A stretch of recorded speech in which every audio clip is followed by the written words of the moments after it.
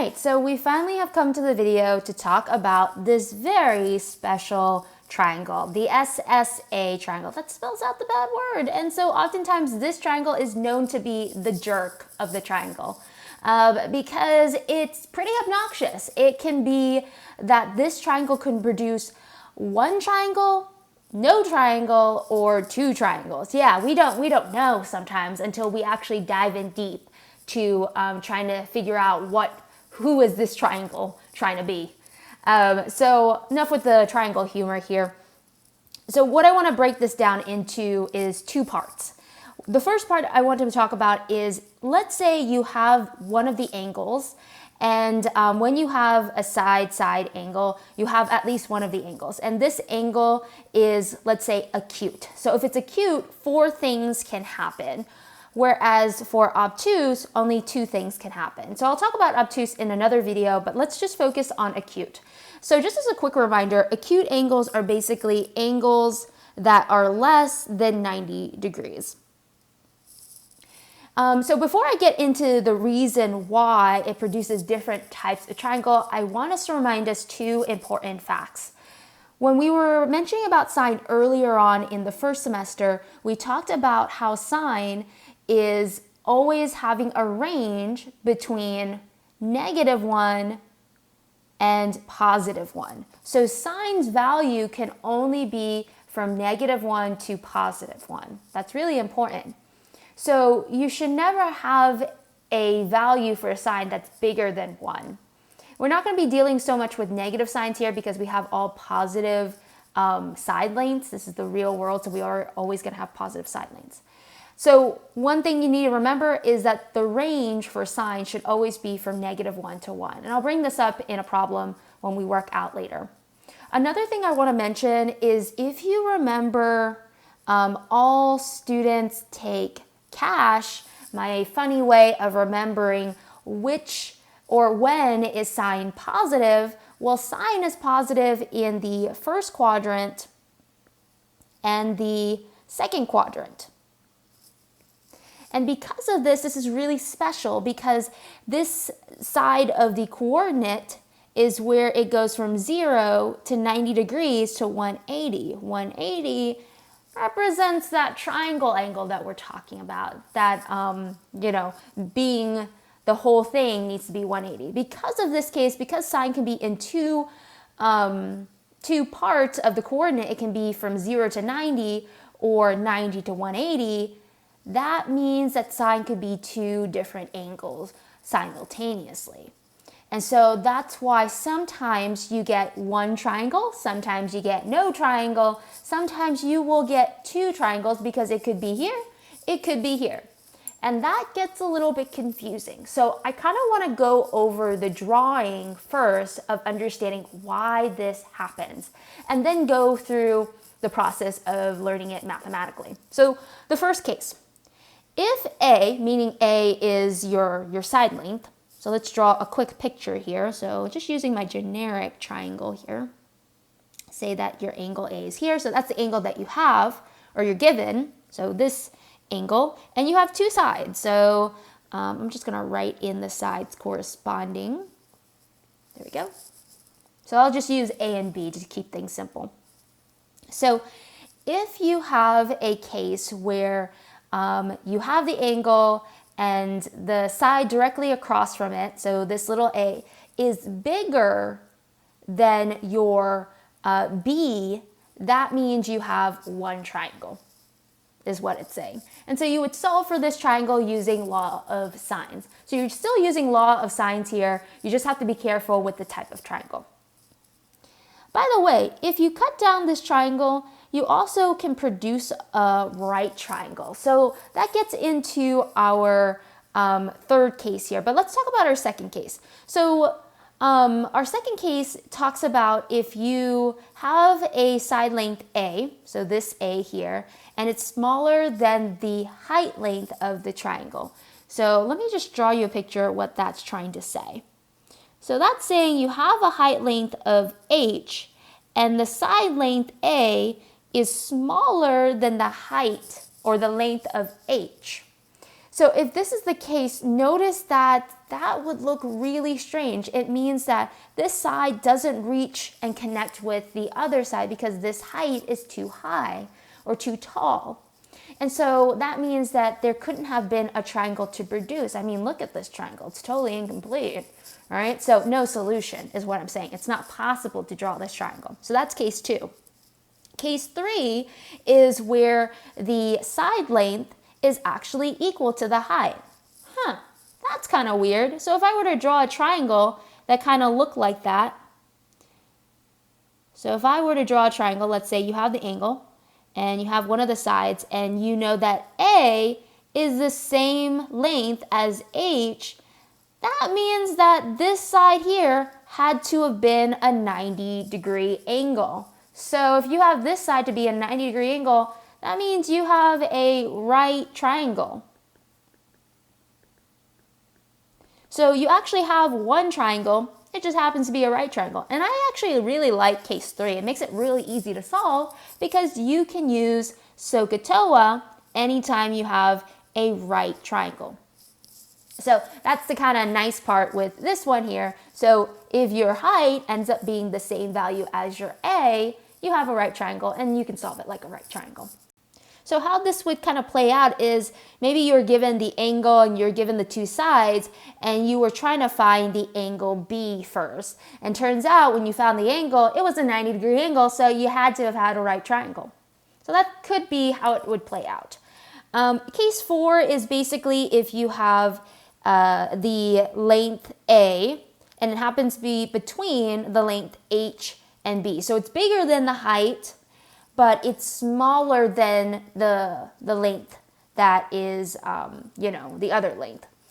And so if you have this case, you're going to have two triangles. And let me just break down why and how this happened. So let's draw a basic triangle first to show us the scenario. Oops, that's not the correct marker I wanted to use. Grab my blue marker and draw a bigger triangle to kind of showcase this happening. So let's say you have, actually that's not going to be big enough. I'm going to need a bigger one. Yeah, that's big enough. All right, so let's say I have a triangle, I have an angle, I have the sides. There we go. And so I'll just draw a height here to show that you can draw a height down. And so it turns out that A is bigger than H, so that's good. That means there at least is, a triangle. But it's not bigger than B. So if that is the case, this is where you'll have two triangles. And you're probably asking me, how in the world is there two triangles? Well, there's one here, obviously. So let's call that angle B1. And then if you can imagine this, think of this as like a swing. So you have one angle here, but you can swing this around and swing it to this side here as well. And so it's going to be the same side length. So it's also the length of A. Sorry if my picture doesn't look like that, but it is. And the only thing is this angle is supplementary to the other angle here. So I'm going to put this as maybe angle B2. And so basically this angle swinged across, swinged from here to produce that second triangle. So this one's triangle 1 and this one's triangle 2. They both have the same B values and they both have the same A values and the same angle A value. They just have different B angle values and different C angle values. So you'll have to write out two of the triangles. All right, so let's get into the application here. So for example 2, this is mainly focusing on given an angle that's acute, solve the triangle, and all these triangles here will end up being side angle. And so I want us to look at, as we're going through each triangle, look at what case it is. But you'll notice the process is the same with each one every time. So you'll notice these problems are almost the same. The only thing that I've changed is the a values, and you'll see with the change of a values changes the case of the triangle. So for part A, you're always going to start with finding the angle for B because you're given two of the angles, but you don't have the B angle. You have the B side though. So the first measure is always to find the other angle. All right, so to do that, you can start with making a proportion. So you know A, and you know that this is sine 22, so this is sine of A, and this equals my B, which is 13. I don't know what sine of B is, but I will go find it. And so from here, you'll notice that sine is in the denominator, so you can multiply both sides by sine, or you can do the cross multiplication, whichever is easy for you. So maybe this time I'll do cross multiplication. And so that would end up being 13 sine 22.62. And this would end up being 5 times sine of B. And if I'm trying to get sine of B by itself because I'm solving for B, so this 5 is multiplying with sine, so I can undo it by dividing off the 5, but I have to divide this side by 5 as well. So from here, I'm going to go ahead and plug this into the calculator and get a value. And then just round. This time I want to try to round to more decimal places since I'm finding an angle, I want to be as accurate as possible. So I might give like 2 or 3 decimal places. So if I plug in 13 times sine 22.62 degrees divided by 5, I get about 1.000. So actually this value is very close to 1, really. So this ended up being 1, so I wrote it here, and then sine I just moved over and the 5 canceled.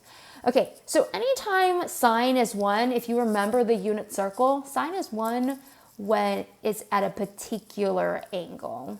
And if you guys guessed it, it's 90 degrees. But if you don't know, then you can just use inverse of sine.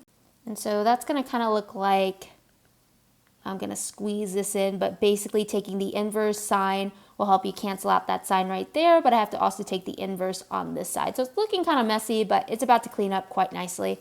So sine inverse of 1. So this is going to be, let's put that in the calculator just to double check our answer. So I'm also going to just show you how you would do this on GeoGebra. So let me see if my camera is working here. So I'm going to type in this right here, so the inverse of sine. So to do that, you'll need to click here and get the sine button. And what I do is I click between the parentheses and sine and make sure I'm like in the middle. And then I click the inverse symbol. And so that's how I get the inverse right there. And then I'm just going to type in the 1. And there is my answer. So it looks like this angle B is 90 degrees. But wait a minute, 90 degrees? Do you mean that this here is a right triangle, right? If one of the angles is 90 degrees, we have to have a right triangle. So let's draw the picture for a moment because I think this would help us, understand how many triangles we have to have if we have one that is 90 degrees.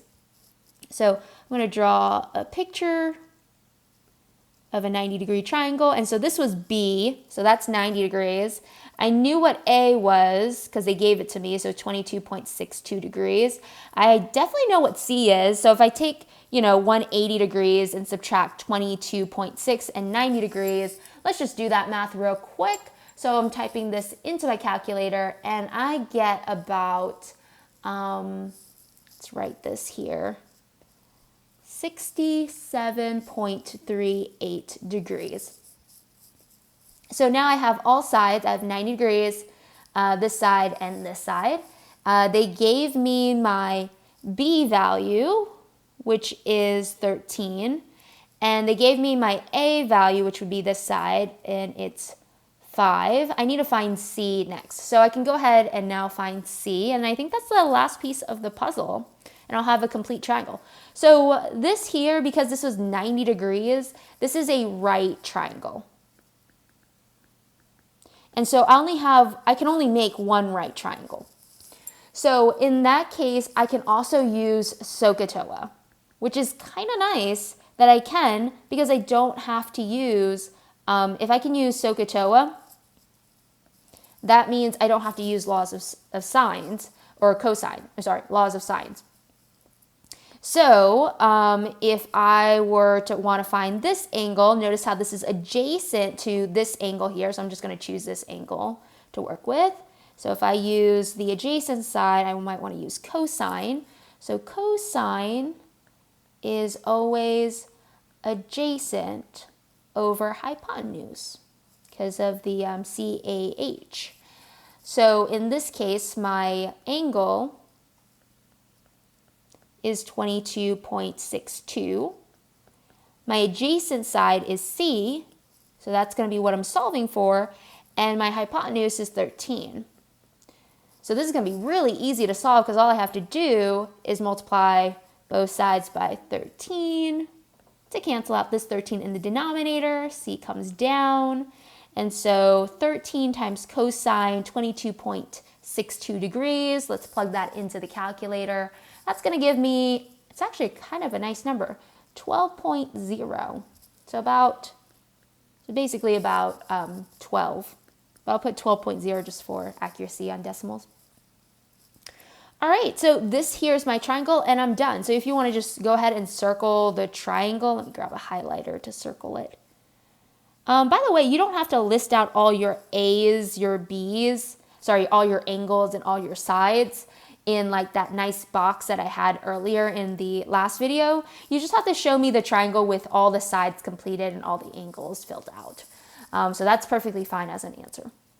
So just as a reflection piece here, this case is very similar to case 3, right? Where the hypotenuse and, not the hypotenuse, the height of the triangle and A end up being the same length. So you end up having a right triangle. So just to the side here, this is a case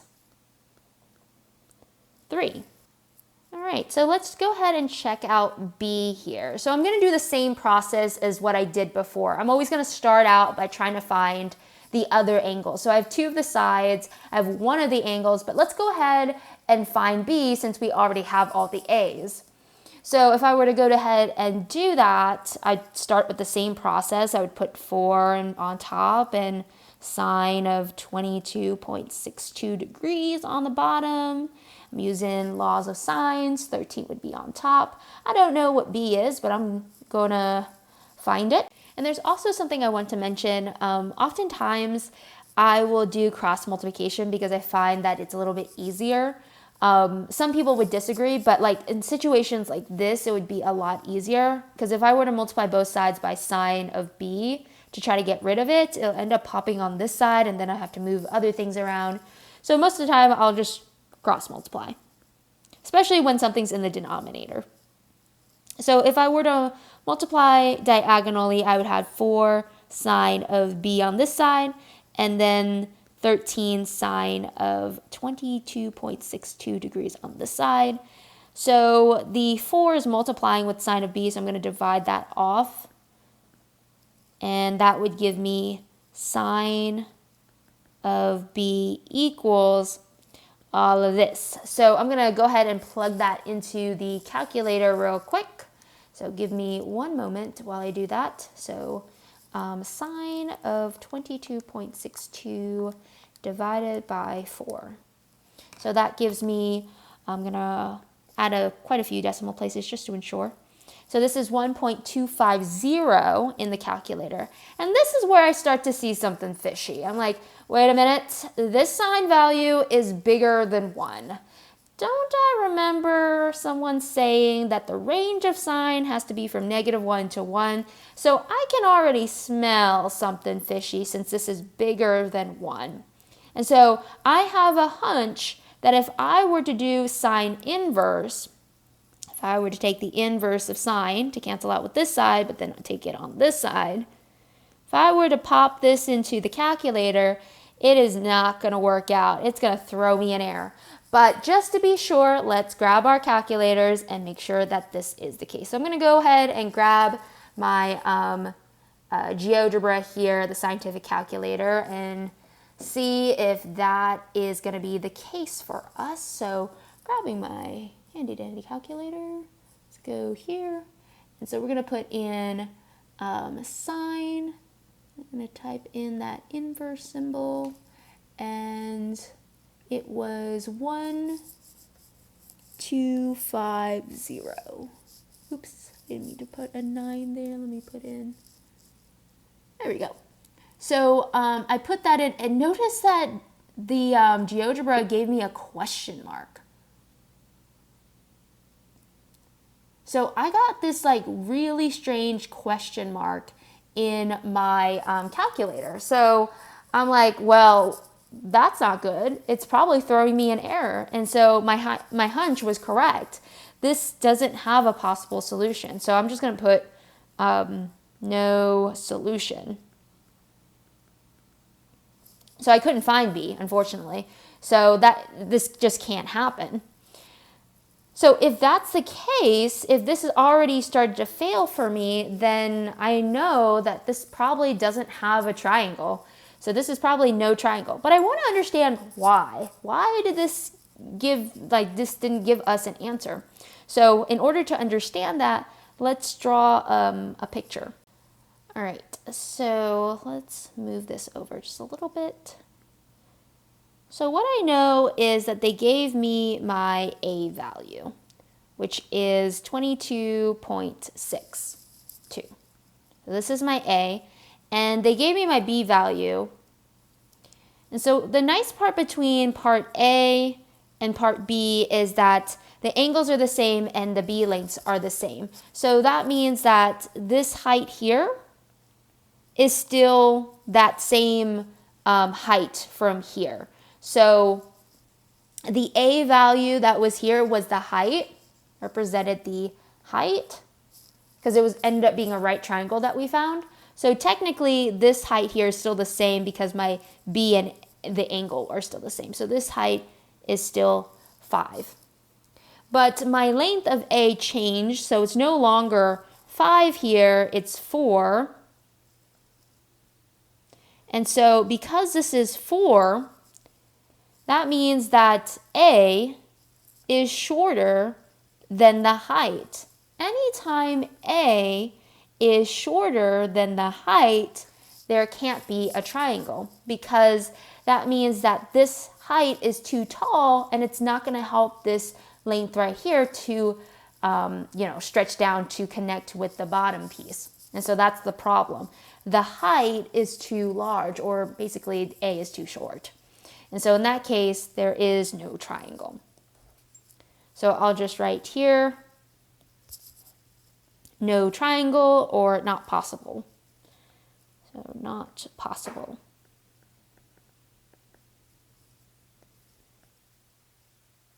So this is a case where I believe this is case 2. Yep. So case 2 says that if A is shorter than the height of the triangle, then there is no triangle or no solution. So this is just not possible to find, or no triangle. So this is case 2. All right, let's take a look at C. C gets really interesting. So if you look at C here, you'll notice that you have the angle, you have the side, and the length for A is 7. So it's bigger than H, so we know we shouldn't have issues with it being too short.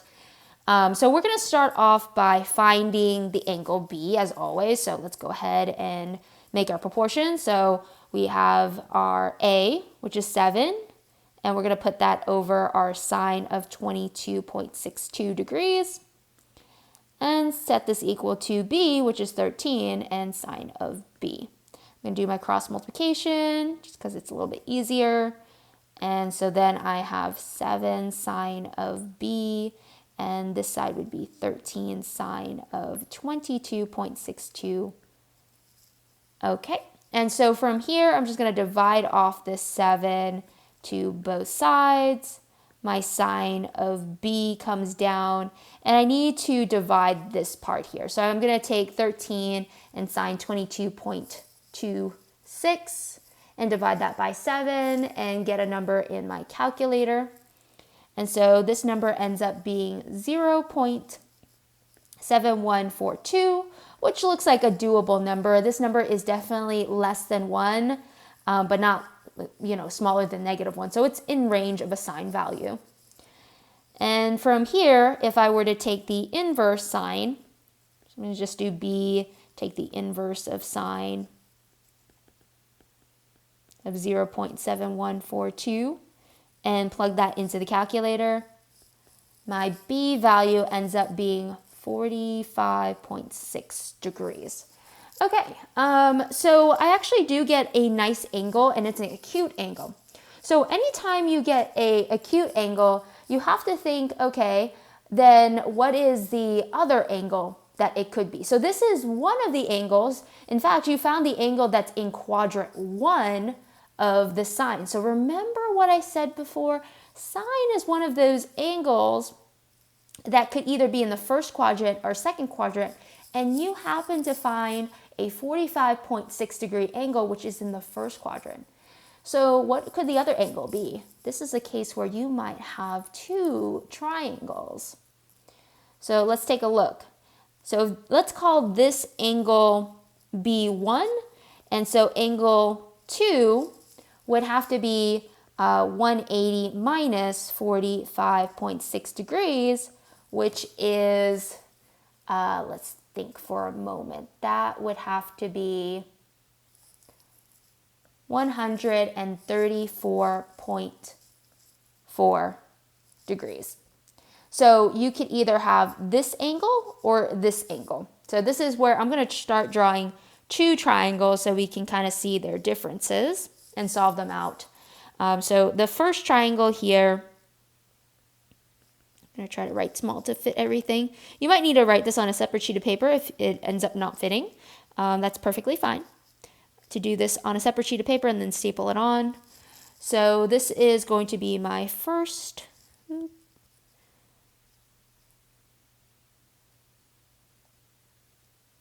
So my first triangle has the angle A, 22.62 degrees. My A here is 7. And then B is the one that's different. So B1 is 45.6 degrees. Little b was 13. I don't know what C is, but I can easily find what C is. So I'll have to find what C is and angle C is. Let's call that angle C1. So let's call this the first triangle. And then I will go ahead and also set up the second triangle. So triangle 2 is going to look slightly different. So if you were to draw the height of this triangle here, if this is the side that makes this part acute, then the side here, if you were to draw it down slightly to the left, you're going to happen to make an obtuse angle. So we need to draw that triangle there. So if I were to draw this out and kind of swing it this way instead, I can form that obtuse triangle that I'm looking for. So this is B2. All right, so from here, I have the angle 134.4 here degrees. This angle is still the same, 22.62 degrees. Sorry if that's written kind of tiny. And I know my A, which is 7, and my B is 13. So what's going to change is essentially your C value and your B value. So your B angle is different depending on which triangle you're referring to, and your C values are going to be different. So let's start with finding this triangle here. If I can zoom out. I don't know why this doesn't move with it. There we go. I just have to force it to. All right. So I'm just going to blow that up just a tiny bit so we can see that triangle better. And move this to the side a little bit. There we go. All right. So if I want to figure out what the angle C is, that's pretty easy. I would just take 180 and subtract it from 45 degrees, 45.6 degrees, and 22.6 degrees. And that would get me to about, let's see, that would get me about 111.78 degrees. So I know that this angle right here, actually let me get rid of these dots here.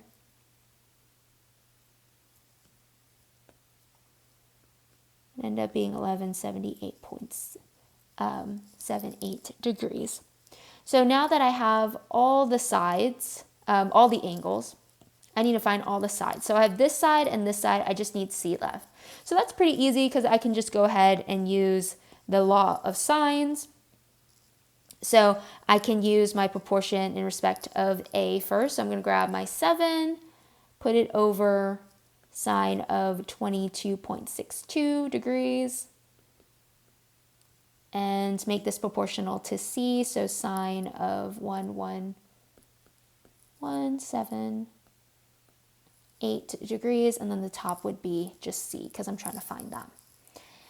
So I can easily try to cross multiply, and so that would get me C sine of 22.62, and this would be 7 sine 1178. I would need to divide this over since the sine is multiplying by the C, so I have to undo it to get C by itself.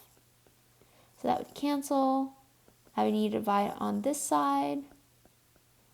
And so my C comes down, and I need to plug this part in the calculator. So I need to take 7, multiply it by sine, and then divide it by sine of 22.62. So if I plug this into the calculator, I'm just going to round to one decimal place, so 16.9. So this length ends up being 16.9. And that's it. So I have now all the side lanes and all the angles. So that is my first triangle I've completed. My second triangle, now I don't know if I have a second triangle yet. I'm still debating. I have to make sure that all of it works, but I think there's a good chance it will work. So let's take a look here. I'm going to zoom in on this triangle here. So right now I have, the first two angles, so I can easily find C by doing the same thing. I would just take 180 and subtracting it by 34.4 degrees and 22.62 degrees. So that would give me about 22.98 degrees. So that is going to be my angle. I don't even think I can squeeze it in there, so I'm just going to write it to the side here. So 22.98 degrees. Now from there, I just need to find C, so I can just go ahead and set up my proportions just like I did before. So this will be 7 over sine of 22.62 degrees over C, which I don't know, and then my angle for C is 22.98 degrees. So I can go ahead and cross multiply. So this would end up being C times sine of 22.62 degrees, and this is 7 sine of 22.98 degrees. And so if I divide this by 22.62, that would cancel. So I have to divide it to this side.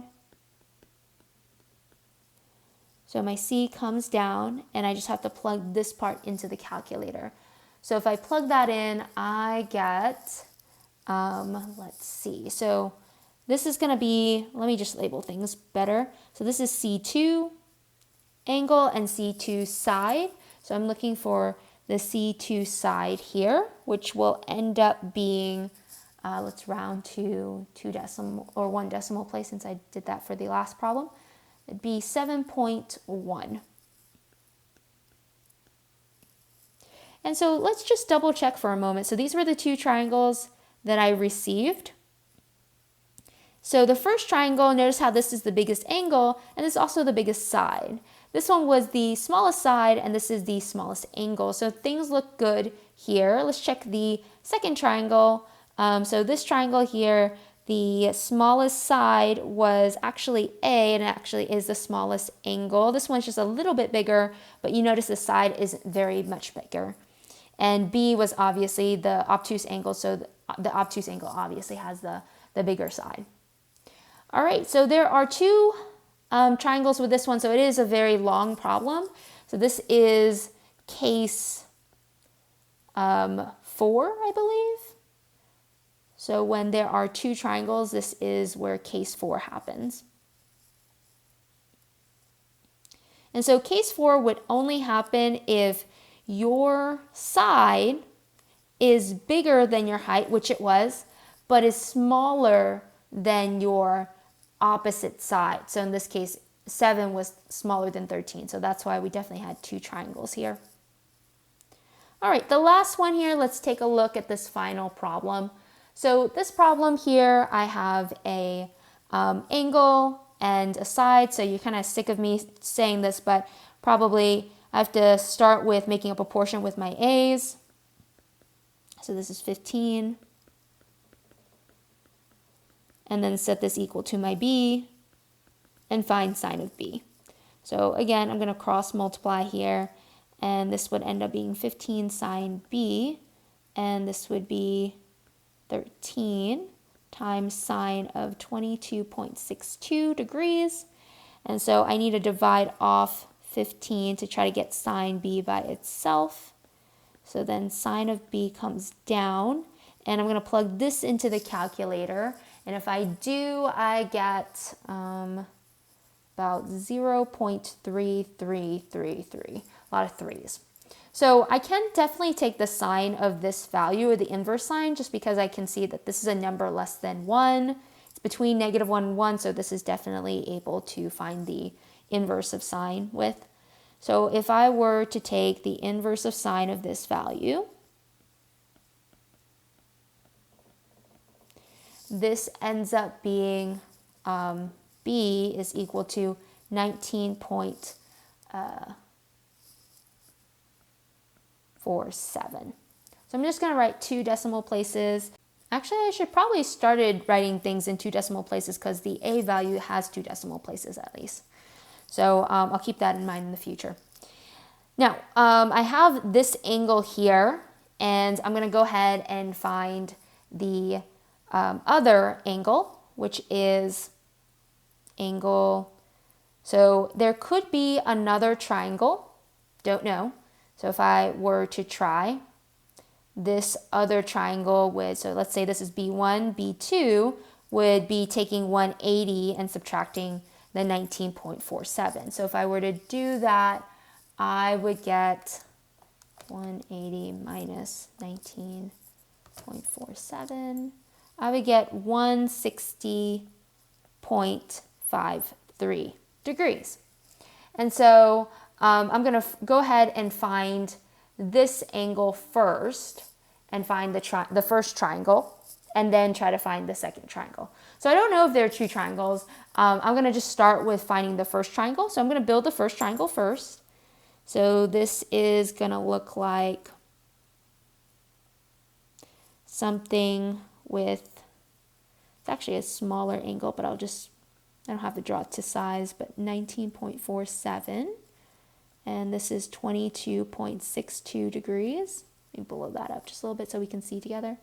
So this is my A, and my little a is 15. My B is 13. I'm going to call it C1 and little C1.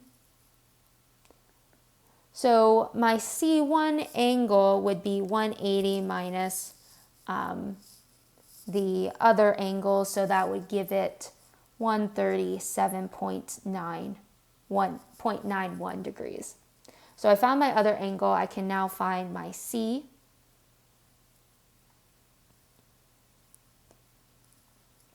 So that's going to be 15 over sine of 22.62 degrees. And I'm going to make that proportional to my C value, which is 137.91 degrees. And this is over C1.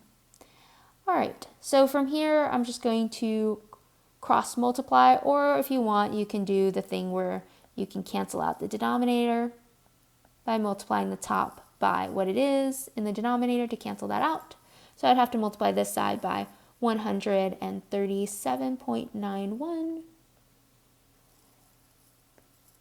So C1 comes down, and I just have to plug this into the calculator. So if I take sine of 137.91 and multiply by 15 and then divide it by the sign in the denominator, I get, let's take a look. I would get 26.1 as my length. So this would be 26.1, which makes sense because this angle is truly the largest angle here.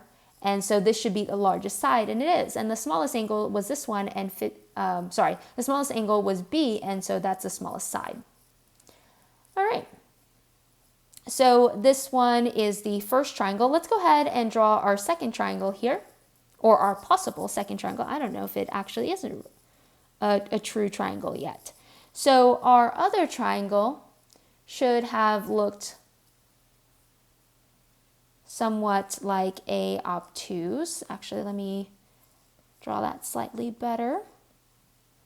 So this would have been 160.53 degrees is what we said that B2 would end up being. And our A is still the same, it's still 22.62 degrees. We have a different value for C, so let's call that C2. And our B here is 13, and our A here is 15. All right, I already start to smell something fishy here, and I don't have to do much math to figure this out because I noticed something weird about this picture.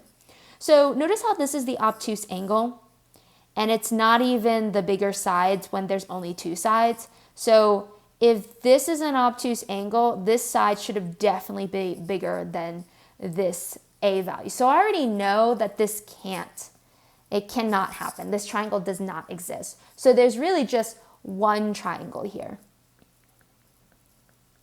So when I draw the picture, it becomes really clear that the sides don't correspond by their, proportion. This obtuse angle should give out the biggest side, but it doesn't even surpass the side that you're given, which is the A value.